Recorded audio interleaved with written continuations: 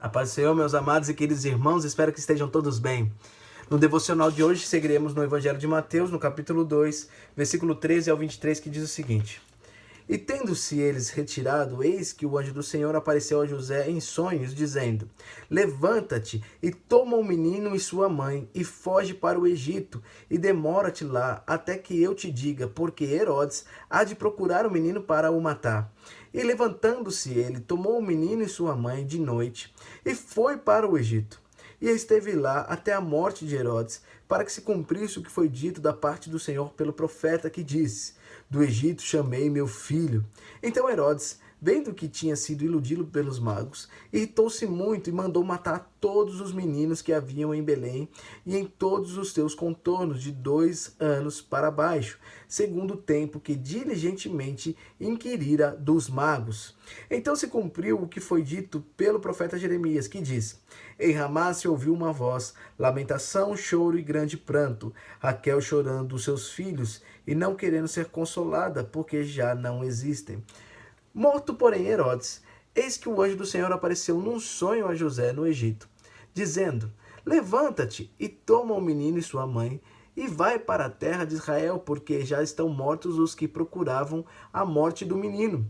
Então ele se levantou e tomou o menino e sua mãe, e foi para a terra de Israel. E ouvindo que Arquelau reinava na Judéia, em lugar de Herodes, seu pai, receou ir para lá, mas avisado em sonhos, por divina revelação, foi para as partes da Galiléia, e chegou e habitou numa cidade chamada Nazaré, para que se cumprisse o que fora dito pelos profetas, ele será chamado Nazareno. Muito comum nós nos perguntarmos em algumas situações, se Deus tem o controle de tudo, por que nós devemos fazer algo? Se Deus é que governa tudo, por que nós devemos ter alguma atitude? Se é Deus o dono de todas as coisas, por que eu tenho que me meter e por que eu devo fazer alguma coisa? Nesse texto aqui, nós vamos meditar um pouquinho sobre isso. Mas antes, nós precisamos entender um pouquinho o panorama histórico dessa perícope. Vai dizer, pela segunda vez, o anjo do Senhor aparece a José em sonho e diz a ele: Levanta-te e toma o menino e sua mãe, e vai para o Egito. Naquele tempo, o contexto do Egito era muito diferente do contexto do Antigo Testamento, principalmente na época do Êxodo. Alexandria, por exemplo, tinha uma população gigantesca judaica. Historiadores chegam a dizer que 1/3 da população ali em Alexandria eram judeus. Então, Deus não está mandando José para uma terra estranha. Deus está mandando José para uma terra onde possivelmente ele encontrará irmãos, ou encontrará pessoas que ele possa pedir ajuda, auxílio. E ele levanta, e de noite, isso é importante, ele vai de noite porque ele queria evitar ao máximo que Herodes soubesse a trilha ou o caminho que ele tinha tomado, para que não fosse atrás dele e do menino. E vai para o Egito. O Egito já tinha sido um local de refúgio no Antigo Testamento. Se vocês lembram bem, 1 Reis, capítulo 11, versículo 40, é para lá que Jeroboão foge para não ser morto por Salomão. Deus não está mandando José ou Jesus para o Egito para a morte certa, pelo contrário, está enviando ele para um local onde tinham judeus piedosos, e escritos vão dizer que eles eram piedosos, apesar de judeus na época duvidarem da sua devoção. Deus está mandando José para um lugar onde ele pudesse ter abrigo. Então vai dizer no versículo 15 que ele permanece lá para que se cumprisse o dito da parte do Senhor. Isso é importante para o nosso devocional de hoje. Guardem isso, para se cumprisse o que foi dito da parte do Senhor. Que diz: Do Egito chamei o meu filho. Mateus faz a citação de Oséias 11, versículo 1, sabendo que este versículo está falando sobre Israel no contexto do Êxodo, mas para Mateus é tão certo que a história de Israel culmina e se cumpre em Jesus Cristo, que ele faz essa interligação. Então Herodes fica muito irritado porque ele percebe que foi enganado pelos magos e manda matar as crianças. Você pode até pensar que Herodes não tinha motivo para se irritar tanto ou se preocupar tanto, porque o Império Romano era um império muito gigantesco, muito forte, muito poderoso, e poderia destruir facilmente Jerusalém, como o faz com o general Tito no ano de 70 depois de Cristo.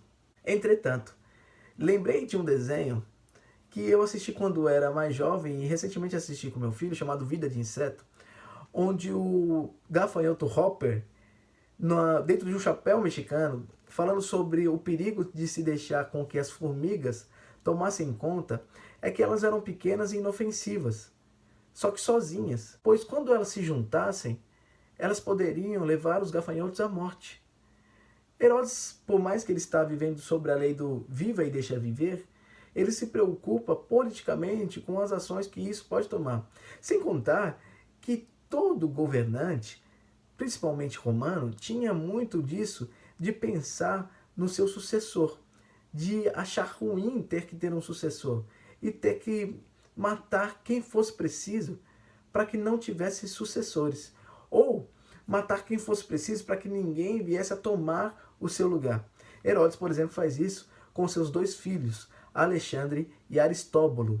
Ele manda matar e depois que ele manda matar os dois, ele descobre que eles eram inocentes. Herodes fez outras atrocidades. Por exemplo, mandou matar a sua esposa predileta, a sua esposa favorita, enforcada, e assim que ela morre, ele descobre também que ela era inocente.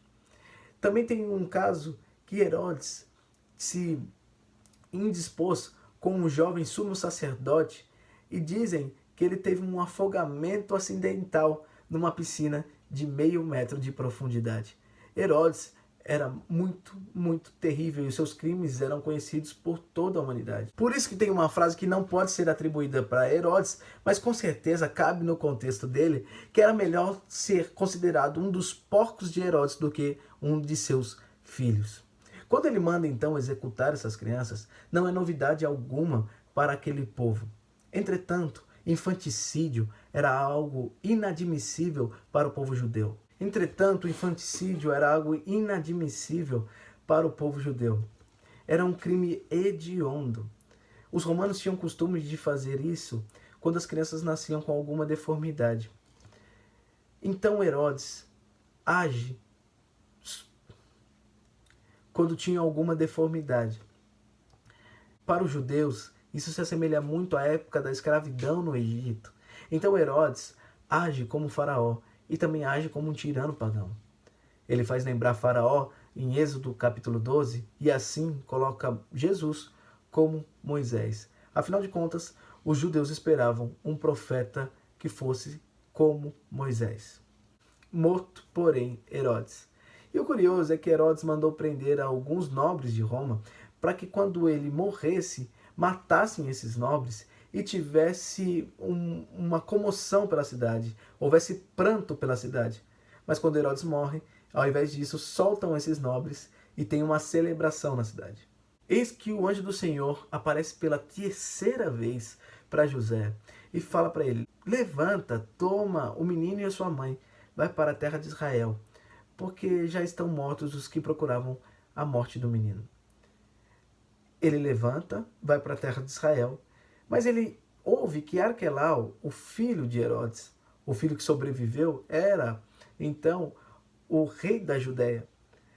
Temeu voltar para lá e foi para a Galileia. Apesar de Arquelau ter a sua mãe samaritana, José compreende e ouve a voz do Senhor dizendo para ele, e ele decide obedecer mais uma vez.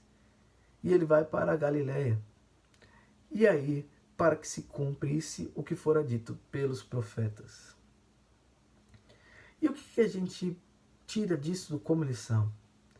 É que José, o tempo todo nessa narrativa, obedece à voz do Senhor, e toda vez que ele obedece à voz do Senhor, algo acontece para o benefício do cumprimento da palavra do Senhor.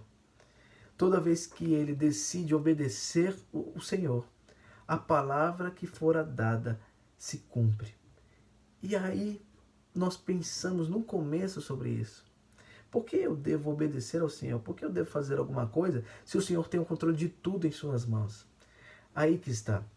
Quando a gente obedece ao Senhor, nós não nos tornamos apenas obedientes, mas quando obedecemos a sua palavra, quando nós nos colocamos sobre o seu jugo, quando nós entendemos que Jesus Cristo é inevitável, quando nós decidimos seguir a palavra do Senhor, seguir as ordens dele, seguir os seus ordenamentos, as suas ordenanças, então nós nos tornamos agentes do agir de Deus na história.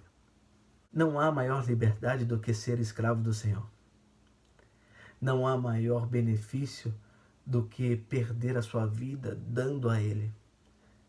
Não há coisa melhor que você possa fazer na sua vida do que entregá-la totalmente a Jesus Cristo. Porque Jesus Cristo é inevitável. Ele é inevitável para que o Senhor complete o seu agir no mundo, para que o Senhor faça cumprir a sua palavra na nossa história. Ele é inevitável.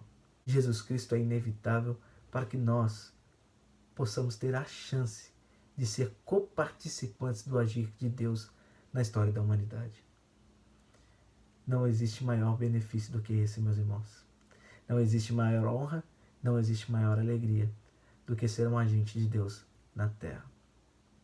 Com isso, eu gostaria de terminar, antes que nós orássemos, com as palavras de George Matheson, que diz: torna-me cativo, Senhor, então serei livre. Força-me a entregar a espada, então serei vencedor. Obedeça ao Senhor, siga o Senhor, e então, automaticamente, você será um agente auxiliador da mão do Senhor na história. Vamos orar? Senhor, muito obrigado por mais esse dia. Muito obrigado por mais uma vez as suas misericórdias se renovarem. Muito obrigado pela tua palavra falar ao nosso coração mais uma vez. Senhor, cuida de nós durante toda essa semana. Essa é a nossa oração. Nós não sabemos o que vai nos acontecer daqui em diante, mas nós reconhecemos que tudo está em tuas mãos. Por isso, Senhor, eu te peço, sê conosco, Pai. Sê conosco.